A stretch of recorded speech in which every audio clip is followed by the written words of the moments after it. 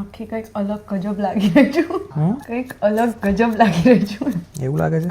હા, મને આવા બહુ જ ટાઈમથી જોઈતા હતા. તમે કરે ને પછી મને રિયલાઇઝ થયું કે આમ આવા હોય.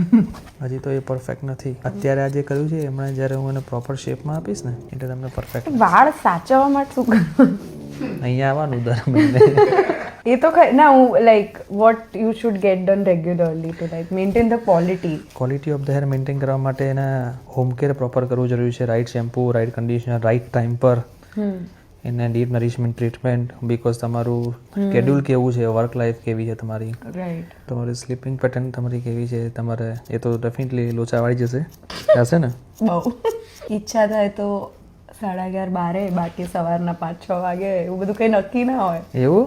હા, બહુ જ પણ વોટ કેન યુ ડુ? હવે નાઇટ શિફ્ટ હોય તો તમે જાગો. હવે સવાર અર્લી મોર્નિંગ હોય એટલે તમે અમુક વાર તો એવું હોય કે 36 hours સુધી હું જરાય ઊંઘી જ ના હોઉં એમ. How it possible? Black coffee પર ચાલતું એ પણ શું કરીએ. 36 hours સુધી સુતા ન હોય? હાઈએસ્ટ હું 72 hours જાગી છું વિધાઉટ એની સ્લીપ. એક પણ ઝોકું લીધા વગર? ના, બ્લેક કોફી પર ચાલે દિવસ. સારું ના કે ખરાબ કહેવાય. ખરાબ તો કહેવાય, આમ સારું કહેવાય કે જાગ્યા છો એટલે કોમ્પ્લિમેન્ટ્સ આપું છું તમને. પેલું પણ કેવું, ઓનેસ્ટલી મને નાનપણથી આદત હતી, કારણ કે આમ રેન્કર હતી હું બોર્ડ્સમાં ને એમ રેન્ક આવેલો ને એવું. તો કેવું કે પહેલેથી મને રાત્રે જ ભણવાની આદત, કે આખી આખી રાત બેસીને વાંચું.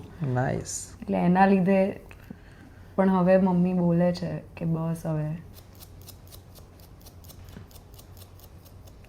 ફૂલ and final. I am already doing it.